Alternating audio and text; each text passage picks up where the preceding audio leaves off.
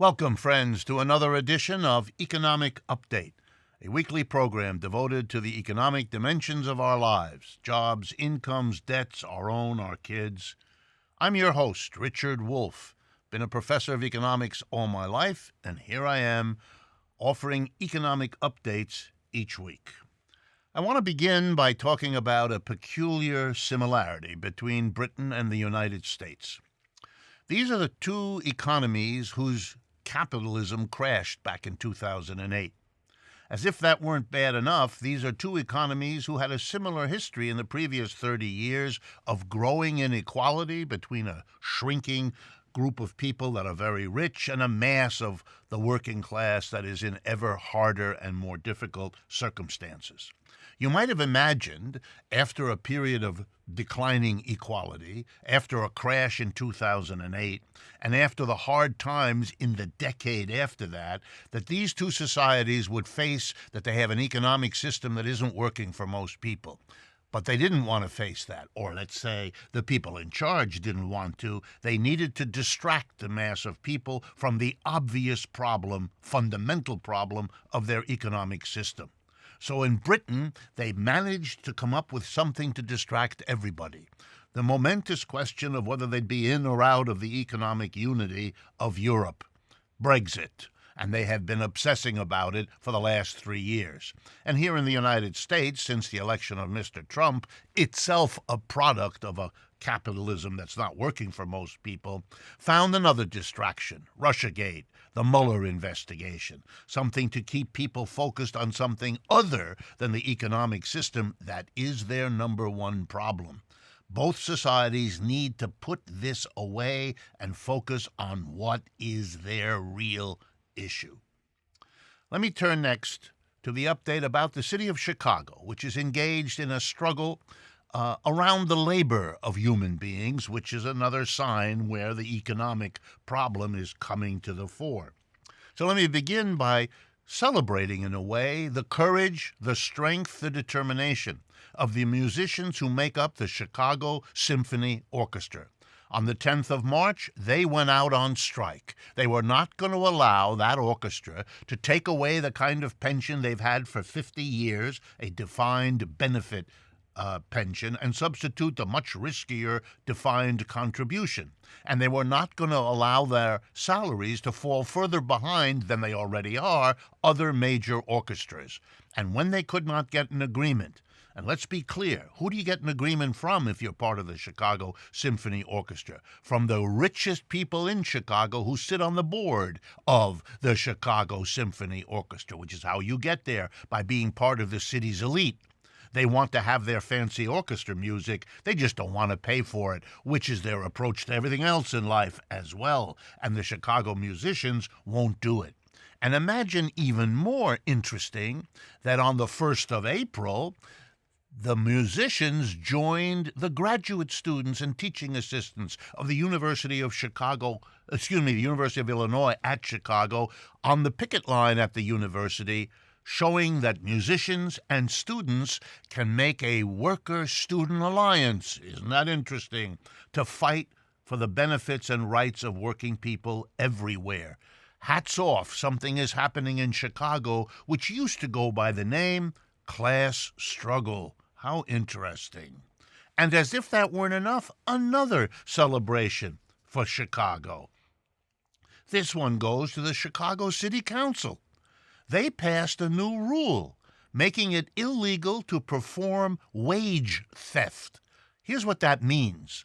An employer hires people. When it comes at the end of the week on Friday to pay them, he's busy, he can't make it, he's late to the meeting, he didn't have enough money in the bank account. You know the story. And then time passes and the workers try to get the money that's owed them, but he's busy again, or he's traveling, or he can't get there.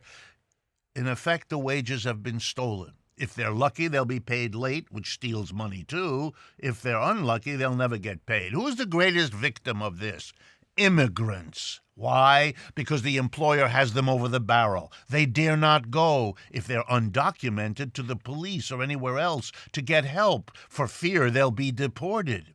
Even if they have the right, they don't want to have trouble with the authorities. They're new citizens or they're newly entitled to work, so he's got them. He's got them in a place where he can steal their wages, not pay them, and they can't do anything about it. Now, the effort to get this bill through was opposed by the business community, whose lobbyists worked hard against it, but they failed, and the city council acted. Compare that to other states, for example, Florida, which passed a law recently at the state level forbidding cities to do for their workers what Chicago just did. That's how desperate businesses are. If they can't stop wage theft at the local level, they'll try to stop it at the state level, and given Mr. Trump, they'll for sure be working on it at the federal level. But Chicago won't have it. So Chicago is becoming a place where the struggle for working people to be treated properly is taking on a new kind of solidaristic motion, and that is something important for the whole country. I want to turn next to a study from Stanford University that shows yet once again what goes on in the schools of America. It shows that students from low-income neighborhoods across the United States are systematically behind the students from high-income neighborhoods across the spectrum of public schools. And the difference isn't small. 3 to 6 years behind is the finding of the Stanford study. And you know what this speaks to? So-called meritocracy. Here's what happens. You give a job, you say, to the one with the most merit. Studied a lot, knows a lot, does well on tests.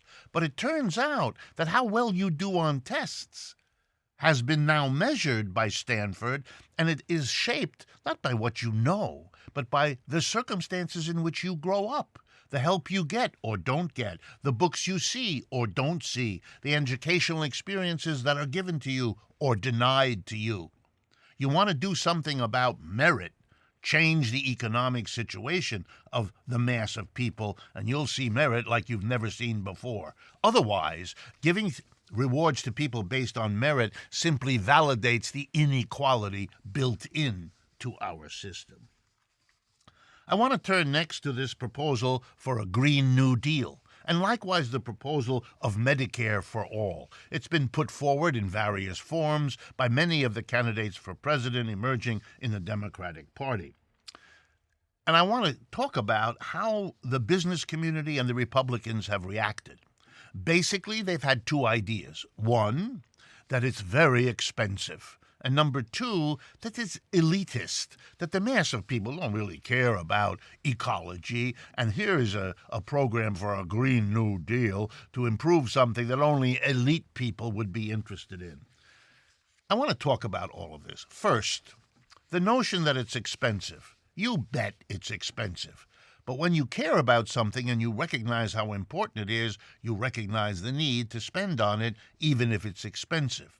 Bailing out the biggest banks of the United States in 2008 was extremely expensive, in the trillions of dollars, way more than the Green New Deal is going to cost.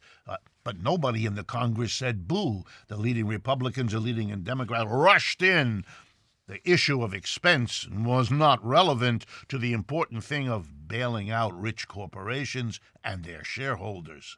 How come that doesn't apply to the Green New Deal? How come it doesn't apply to Medicare for all? Let's take a look at these programs. You improve the environment, you're improving the health of everybody. You give everybody Medicare, you're improving the health of everybody. That makes workers more productive.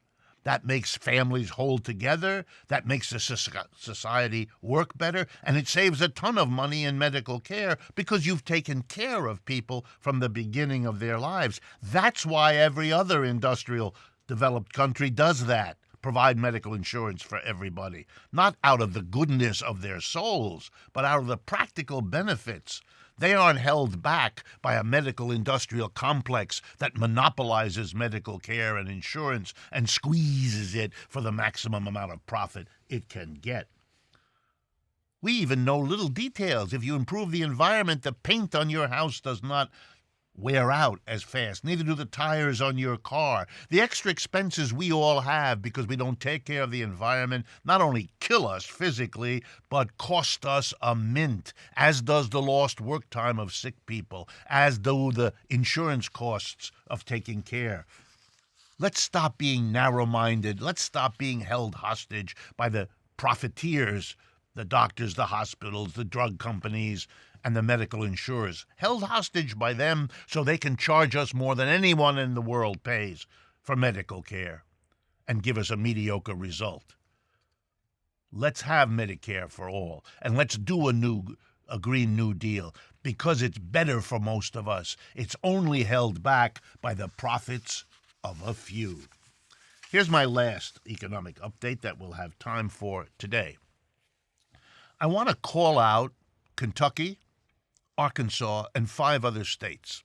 They have been going for waivers from the federal government that would allow them to do the following: to pay people, to cover people, with Medicaid only if they work for their benefits. We're not going to help the sick person with a Medicaid-covered treatment unless he or she works for it.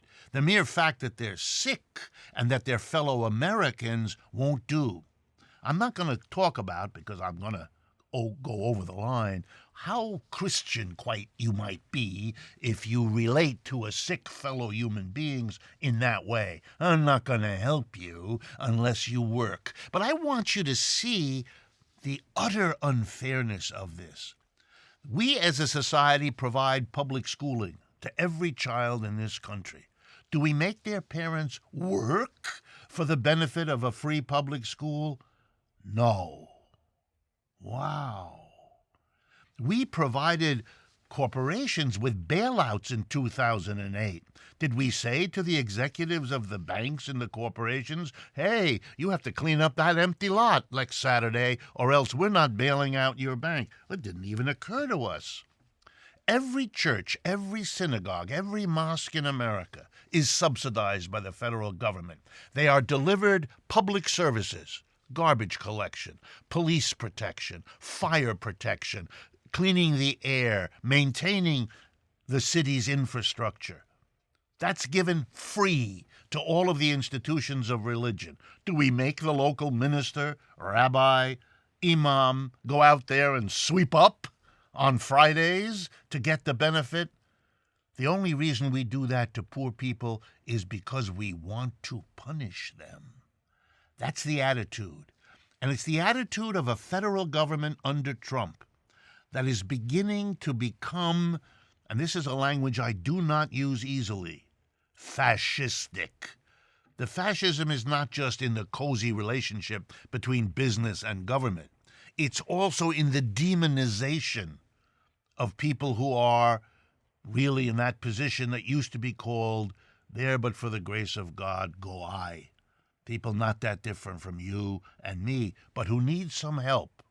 Like our children need an education, like we have to have a public park to have a picnic in.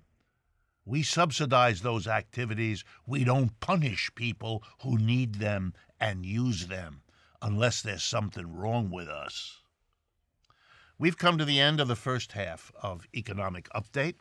I want to urge you to stay with us for a remarkable interview having to do with the economics and politics of what's going on between the United States and Venezuela. But before we do, I want to remind you, please make use of our websites, democracyatwork.info and rdwolff with 2fs.com. Please subscribe to our YouTube channel. It is an important service to us and costs you nothing but the click of your mouse. And finally, as always, let me urge you to communicate to us through our website. Click on Facebook, Twitter, and Instagram icons to follow us that way. And our special thanks, as always, to the Patreon community that is an enormous source of encouragement and support for all that we do. Stay with us. We'll be right back.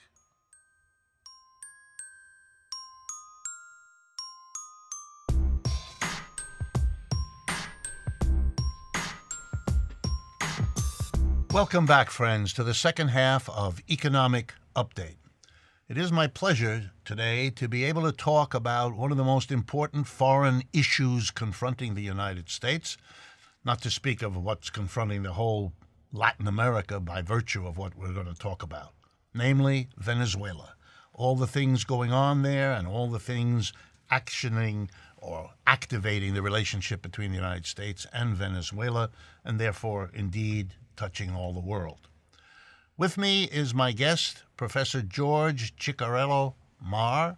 He's a visiting scholar at the Hemispheric Institute of Performance and Politics. He previously taught at Drexel University, Quentin State Prison, and the Venezuelan School of Planning in Caracas, the capital of Venezuela. He is a co-author of the Duke University Press series Radical Américas, and he's the author of 3 books that brought him to our attention. We Created Chávez, A People's History of the Venezuelan Revolution, Building the Commune, Radical Democracy in Venezuela, and most recently, Decolonizing Dialectics. George, if I may call you so, thanks for coming. Thanks for having me. All right, let's jump right in and start us off by getting us all on the same page. Give me a thumbnail sense of what the last 20 years of Venezuela have been all about.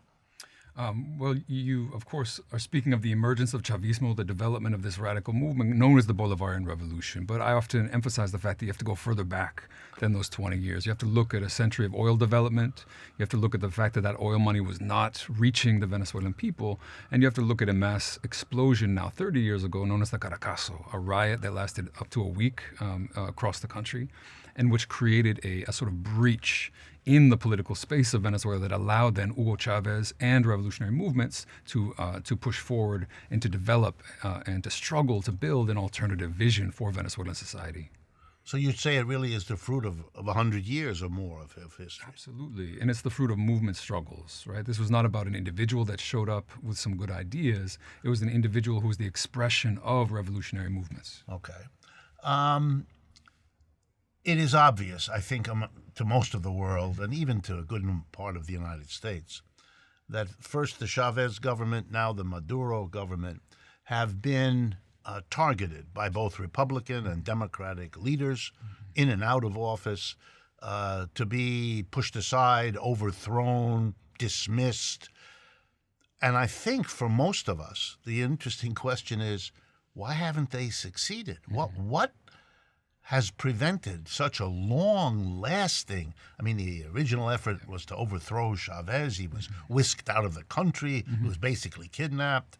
They had to bring him back. What's going on to help us understand not so much the effort to overthrow, since that's an old part of America's history, Latin America being the receiver of this effort by the United States, but the really interesting question, why hasn't it worked? Absolutely. I think, and I think you're right to say that this is a bipartisan effort, right? This has been an effort by, you had Hillary Clinton calling Chavez a dictator, right? You know, this is the sort of bipartisan effort that allows American leaders to say whatever they want about Venezuela. You also have a rabid Venezuelan opposition. This is not Cuba, where many of the elites left. They're still there and still fighting to take this power back. So you've got this array of forces against Chavismo, and yet you have this resilience, which is very inexplicable if you look at just historically. In 2002, Chavez was overthrown in a coup that lasted 2 days, and that coup was reversed. Again, inexplicable. This doesn't happen in world history. And how did it happen? It happened because hundreds of thousands of people came down from the hills, took over the city, and demanded that he be brought back, forcing sectors of the military to realize that this was really a break with the constitutional order, a break with the demands of the popular sectors. And they realized that if they didn't bring him back, that something much worse would happen. And then you had the oil industry later that year shut down for 2 months almost by an opposition lockout disguised as a strike. Similarly, people had no oil. The entire economy ceased to function for almost 2 months. And yet people lined up, they waited, they were patient, they sang songs, they invented new songs, and they resisted, and they demonstrated an unprecedented resilience because they knew who was trying to overthrow them. We see something similar happening today. Go into that a little bit. I think my audience, the listeners, the viewers, would want to know how How was this maintained? How is this sustained? How was this organized to have the mass of people in the bottom of society, you might say, mobilized enough to thwart the efforts both by the opposition inside that stayed there and their helpers in New York and Washington? How was that done? How did you get the people mobilized so they could defend what Chavismo, what Maduro are trying to do? It has everything to do precisely with mobilization. And I think if you look across Latin America, you see other governments, left-wing governments in Brazil, in Chile, elsewhere, that didn't understand the need to maintain a constant mobilization and the difficulties of doing so. The coup, of course, continued to mobilize people, to radicalize them, but so too with public policy. And this was not simply about social welfare. Chavismo dramatically improved healthcare, education, dramatically reduced poverty, extreme poverty. But more important than that was political participation, the establishment of direct local councils where people could participate and engage in political life and in planning their local neighborhood development. They saw themselves often as participants in the political life of Venezuela, helping to write the Constitution of 1999, helping to get it approved, and then continuing to mobilize to keep their government in power when they knew that it was under threat. And it was really this constant mobilization that has provided, even amid an incredibly deep crisis that people are suffering today, a resilience that is still surprising to people. So, for example, in January of 2019, the Venezuelan opposition thought that the time had come and they could simply get rid of Maduro through this sort of coup led by Juan Guaido, and that there wouldn't be any resistance. And what they found was much more resistance in the military and in society as a whole than they expected. You're a political scientist. Did power devolve from the top, as is so typical, to the mass of people? Is the giving power to the mass of people who never had it before, is that the clue? Is that the trick in some sense that makes this history different?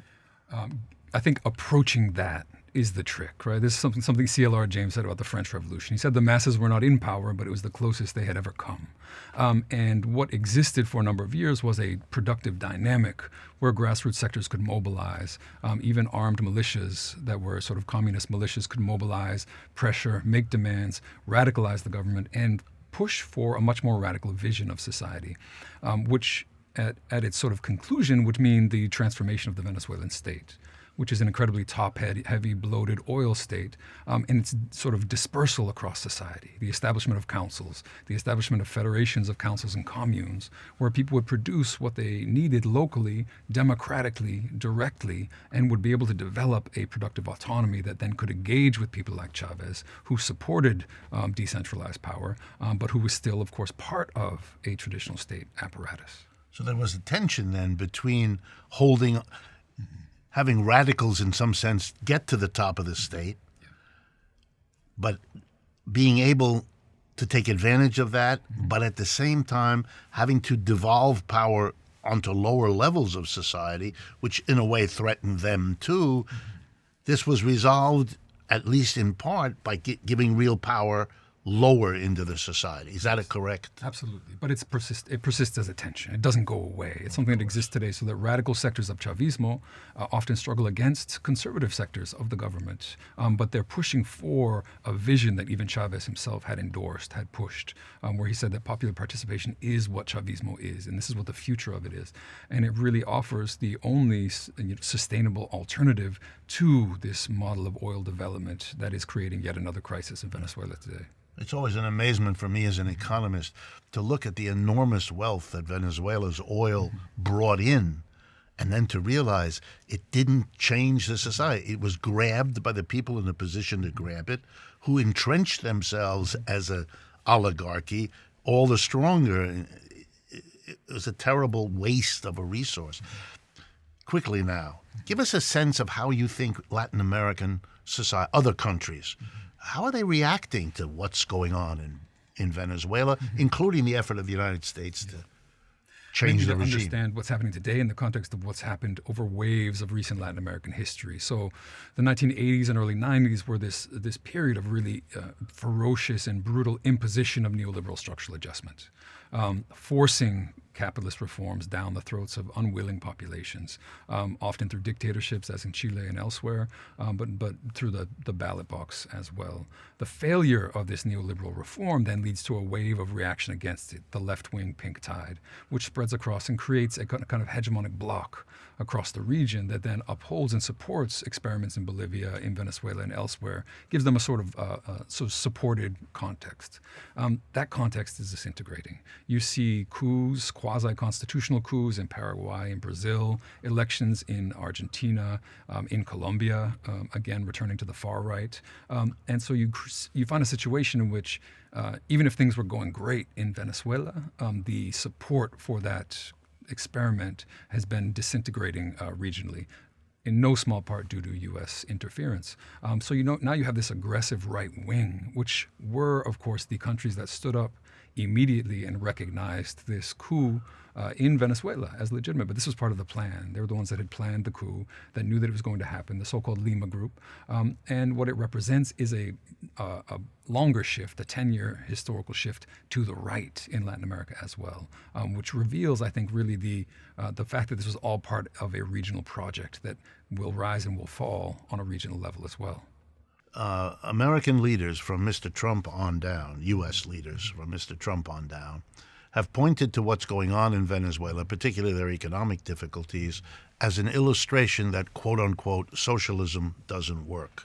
What's your response to this effort to make that case? Yeah, I mean, first of all, Venezuela is not a socialist country. I think that's what we need to understand. Venezuela is a country in which, an incredibly capitalist country, in which certain efforts were made to regulate capitalism, to provide an alternative to capitalism and alternative forms of property. But what you're witnessing is an actual war between different ways of arranging a society. And that war is brutal. For example, you see it in currency controls. You see it in price controls. You see the fact that global capitalism does not accept these alternatives and punishes them. If you set a price control in Venezuela so that people can eat, people will begin to smuggle goods across the border and sell them in Colombia or in Brazil. And that will help to undermine and destroy that economic alternative, which makes the task, I think, very difficult. But we don't point to Mexico, where you see hundreds of thousands of deaths, and say that's a crisis of capitalism. We don't point to France, where, of course, the leadership has a lower approval rating than Maduro, and say that government needs to be overthrown now.